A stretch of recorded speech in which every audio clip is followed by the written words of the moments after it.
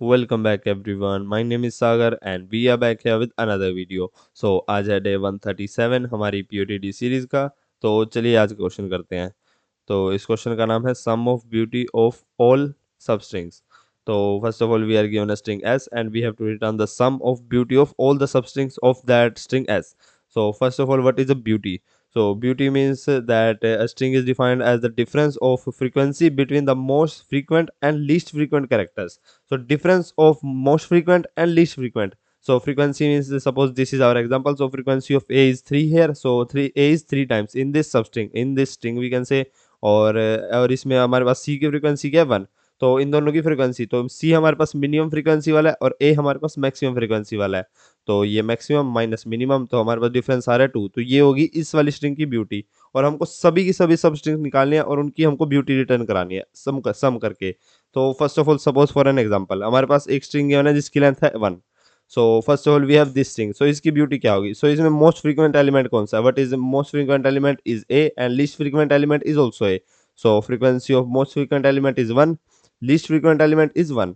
So 1 minus 1 is 0। सो हम ऐसा कह सकते हैं कि अगर हमारे पास कोई भी सब स्ट्रिंग हो, ये चीज़ यार मेरे को पहले थोड़ी सी एनालाइज होगी थी कि अगर हमारे पास 1 लेंथ है तो हमारे पास कोई मर्जी एलिमेंट हो, उसके अंदर कोई मर्जी कैरेक्टर हो, हमारे पास वन वन लेंथ वाले वन लेंथ जिनकी है हमारे पास सब स्ट्रिंग की हमको वो लेने की जरूरत ही नहीं है। तो अगर हमारे पास ये 1 लेंथ का है तो इसके अंदर हमारे पास मोस्ट फ्रीक्वेंट एलिमेंट और लीस्ट फ्रीक्वेंट एलिमेंट इक्वल हो जाएंगे। तो हमको वो चीज़ काउंट करने की जरूरत नहीं है। तो ठीक है, हम एक एक लेंथ वाले हम सब स्ट्रिंग तो लेने नहीं वाले इसमें से। बट अगर हम 2 लेंथ वालों की बात करें तो सपोज करो हमारे पास ये आ गए। तो देखते हैं हमारे 2 लेंथ वाले में केसेस क्या क्या हो सकते हैं। या तो हमारे पास दोनों कैरेक्टर इक्वल हो या फिर दोनों कैरेक्टर अलग हो। तो अगर हमारे पास दोनों कैरेक्टर इक्वल्स हैं तो हमारे पास मोस्ट फ्रीक्वेंट एलिमेंट कौन से हैं? वो ए ही है। और लीस्ट फ्रीक्वेंट एलिमेंट कौन से है? वो भी ए ही है। हमको फ्रीक्वेंसी में जीरो को काउंट नहीं करना होता। तो ठीक है, इसमें हमारे पास मोस्ट फ्रीक्वेंट एलिमेंट ए है जिसकी फ्रीक्वेंसी है 2। और इसमें हमारे पास लीस्ट फ्रीक्वेंट एलिमेंट वो भी ए है जिसकी फ्रीक्वेंसी है 2। तो डिफरेंस आ गया 0। तो हमको अगर ये पता लग गया अगर 2 लेंथ है और सेम कैरेक्टर्स हैं तो हमको इनको काउंट करने की जरूरत ही नहीं है, क्योंकि वो ऑब्वियस है कि डिफरेंस इनका 0 आएगा। बट अगर हमारे पास ऐसा सीन है हमारे पास दो अलग अलग कैरेक्टर आ रहे हैं, लेंथ 2 है तो हमारे पास दोनों अलग अलग कैरेक्टर आ रहे हैं, तो मोस्ट फ्रीक्वेंट एलिमेंट हमारे पास ए या बी दोनों में से कोई भी हो सकता है, उसकी फ्रीक्वेंसी होगी 1। और लीस्ट भी हमारे पास दोनों में से कोई भी हो सकता है तो उसकी फ्रीक्वेंसी 1। तो 1 माइनस 1 ये भी हमारे पास 0 आएगा। तो बस हमको ये भी काउंट करने की जरूरत नहीं है, क्योंकि या तो सेम होंगे या डिफरेंट होंगे हमारे पास 2 लेंथ में कैरेक्टर्स। और उनकी फ्रीक्वेंसी गारंटी है कि वो हमेशा 0 ही आने वाली है। तो ठीक है, अब हम अगला केस देखते हैं। अगर अब हम 3 लेंथ लें तो उसमें हमारे पास केसेस क्या क्या हो सकते हैं। हमारे पास अगर 3 लेंथ है, हमारे पास 2 सेम कैरेक्टर एक डिफरेंट कैरेक्टर, वो हमारे पास कई मर्जी हो सकते हैं। हमारे पास तीनों सेम कैरेक्टर हो सकते हैं या फिर तीनों डिफरेंट कैरेक्टर हो सकते हैं। तो अगर तीनों डिफरेंट कैरेक्टर है हमारे पास तब तो हमारे पास फ्रीक्वेंसी कितनी आएगी? 0, क्योंकि मोस्ट फ्रीक्वेंट भी 1 होगा, लीस्ट फ्रीक्वेंट भी 1 होगा। ठीक है, अगर हमारे पास तीनों सेम कैरेक्टर है तब हमारे पास फ्रीक्वेंसी कितनी आएगी? अगर तीनों सेम है तो मोस्ट और लीस्ट हमारे पास वही होगा, तब भी हमारे पास फ्रीक्वेंसी 0 आएगा। तो ठीक है, इसके बाद देखते हैं अगर हमारे पास दो हमारे पास सेम है और एक हमारे पास डिफरेंट कैरेक्टर है तो हमारे पास फ्रीक्वेंसी कितनी आ रही है? मोस्ट फ्रीक्वेंट एलिमेंट कौन सा है? ए, जिसकी फ्रीक्वेंसी है 2। और लीस्ट है हमारे पास सी जिसकी फ्रीक्वेंसी है 1। तो हमारे पास आंसर क्या आ रहा है? 1। बट हम इस चीज़ का यूज़ कैसे कर सकते हैं? तो हमको यार देखो, इसमें हमको सभी की सभी सबस्ट्रिंग निकालनी है और उनकी ब्यूटी फाइंड करनी है।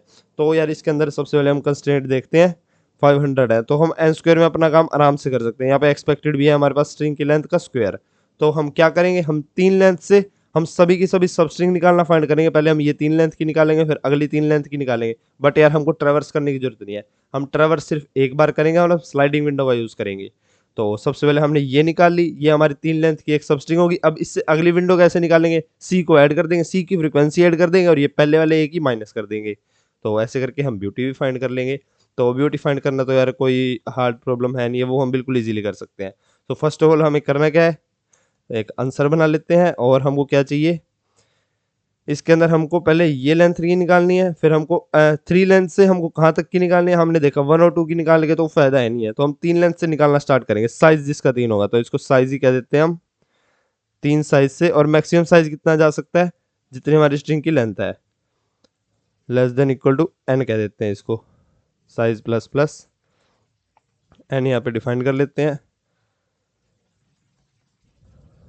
तो ठीक है, अब हमारे पास साइज की वैल्यू 3 से लेके एन तक जा रही है। अब हमको क्या चाहिए, हमको 2 पॉइंटर चाहिए, एक आई होगा एक जे होगा। तो आई हमेशा हमारा 0 से स्टार्ट होगा आई 0 से स्टार्ट होगा और जे की वैल्यू क्या होगी, जे की वैल्यू हमारे पास क्या होनी चाहिए, जे होना चाहिए हमारा आई से साइज टाइम्स आगे। तो अगर हमारे आई की वैल्यू 0 है तो हमारे जे की वैल्यू यहाँ पे होनी चाहिए यानी कि 2 पे, और वो होगा हमारा साइज -1।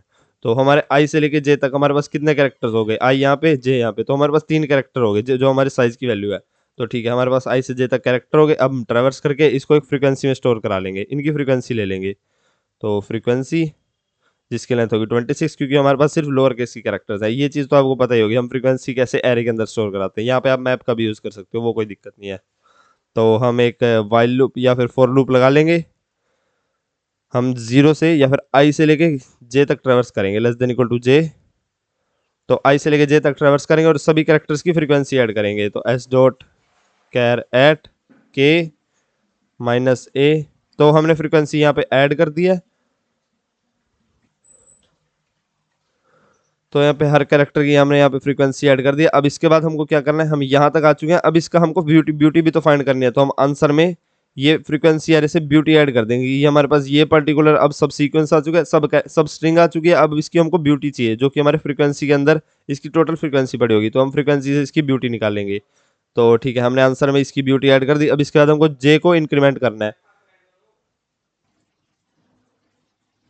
तो यहाँ पे हमने जे की वैल्यू इंक्रीमेंट क्यों करी है, क्योंकि अब हमारी विंडो का साइज ये है। जे की वैल्यू हमारी इस वाले ए पे है, यहाँ पे एग्जांपल में देखो जे की वैल्यू इस वाले ए पे है, बट हमको अगला कैरेक्टर कौन सा ऐड करना है, ये सी। तो हमको सी को ऐड करना है और इस आई को रिमूव करना है। तो जे की वैल्यू यहाँ पे सी पे आ गया अब, और हमको इस आई को रिमूव करना है। तो ठीक है, हम यहाँ पे क्या कर सकते हैं, तो यहाँ पे हम क्या करेंगे, अब हम एक लूप चलाएंगे while J is less than N. तो जे हमारे इंडेक्स से बाहर नहीं जाना चाहिए। अभी जे की वैल्यू हमारे सी पे है, तो हमको क्या करना है, सबसे पहले ये सी को ऐड करना है। तो S dot char at this jth index हमने इंक्रीमेंट कर दिया, और हमको ith करेक्टर को अब रिमूव करना है। तो ith करेक्टर को हम रिमूव करेंगे यहाँ पे कैर एट आई। तो हमने ith करेक्टर को यहाँ से रिमूव कर दिया, ये पीछे वाले ए को रिमूव कर दिया और ये आगे वाले सी को ऐड कर दिया। अब हमारी सब स्ट्रिंग कौन सी है, ए सी। तो इसकी ब्यूटी भी हमको ऐड करनी है, आंसर में ऐड कर देंगे ब्यूटी ऑफ दिस फ्रीक्वेंसी, और हमको जे को प्लस प्लस कर देंगे, आई को भी प्लस प्लस कर देंगे। इससे हम अपनी विंडो।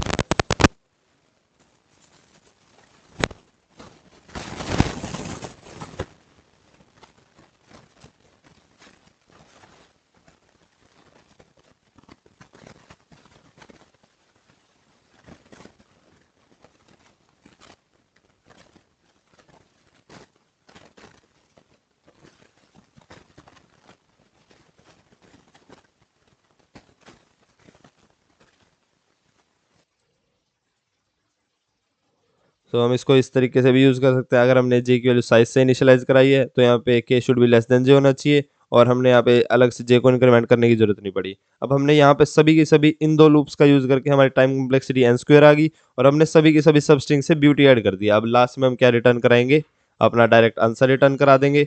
और इसके बाद ये ब्यूटी वाला फंक्शन लिख लेते हैं हम। तो स्टैटिक इंट ब्यूटी, और इसके अंदर हमारे पास एक फ्रीक्वेंसी आ रही है, फ्रीक्वेंसी एरे, जिसके अंदर हमारे पास, तो इसके बाद हम इस ब्यूटी वाले फंक्शन में दो वेरिएबल बना लेंगे, इंट मिन जो कि होगा हमारा इंटीजर डॉट मैक्स वैल्यू से इनिशियलाइज, और इसके अंदर दूसरा वेरिएबल कौन सा होगा हमारा, मैक्स, जो कि हमारा होगा मिन से इनिशियलाइज। तो इसके बाद हम अपने फ्रीक्वेंसी में ट्रेवर्स कर लेंगे आई फ्रॉम फ्रीक्वेंसी, और अगर आई हमारा जीरो नहीं है तो ये चीज़ आपको जरूर लगानी है। अगर हमारे जीरो ये वाला चेक नहीं लगाएंगे तो हमारी मिनिमम फ्रीक्वेंसी हमेशा जीरो दिखाएगा। तो minimum equal to math dot min, and हमको मैक्सिमम भी ऐसे ही निकालना है।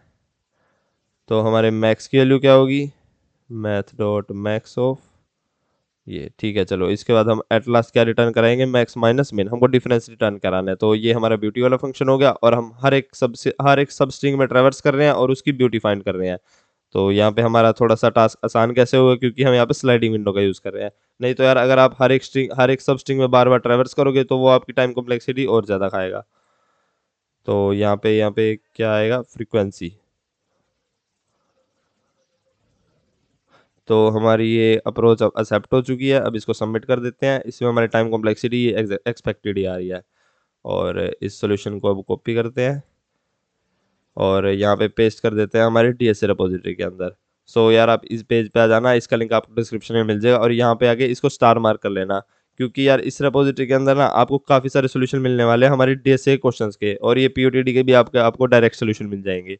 तो यहाँ पे आके आपको इसे सॉल्यूशन को अपने कंट्रीब्यूट कैसे करना है, तो सबसे पहले ये आप होम पेज पे आ जाना है, यहाँ पे कोड पे क्लिक करके, और ये पहले लोडिंग कंप्लीट हो जाए। सो यहाँ पे आप इस पेज पे आ जाओगे और इसके अंदर आप यहाँ पे देख सकते हो हमारे पास काफ़ी सारे सॉल्यूशन पड़े हैं, और लीड कोड और जीएफजी की प्रॉब्लम्स के। तो यहाँ पे आपको ऐड फाइल पे क्रिएट करना है, न्यू फाइल, और यहाँ से आप क्वेश्चन का नाम भी कॉपी कर लेना, और यहाँ पे आगे जीएफजी वाले फोल्डर में ये क्वेश्चन का नाम पेस्ट करो। ये क्वेश्चन के नाम से एक फोल्डर बन जाएगा .java, एंड यहाँ पे अपना सोल्यूशन पेस्ट कर सकते हो आप। तो इसको अब कमिट न्यू चेंज कर दो। आपके पास यहाँ पे पुल रिक्वेस्ट का ऑप्शन आएगा, तो आप पुल रिक्वेस्ट टेम्पलेट भी कंप्लीट कर देना, और उसके बाद जाके पुल रिक्वेस्ट कर देना। और यहाँ पे आप बाकी सारे कंट्रीब्यूटर्स का भी नाम देख सकते हो। तो जाओ आप भी जाके आप कंट्रीब्यूट करो अपना क्वेश्चन। एंड अगर ये वीडियो आपको अच्छी लगी हो तो लाइक कर देना, और चैनल को भी सब्सक्राइब कर देना। And thank you for watching.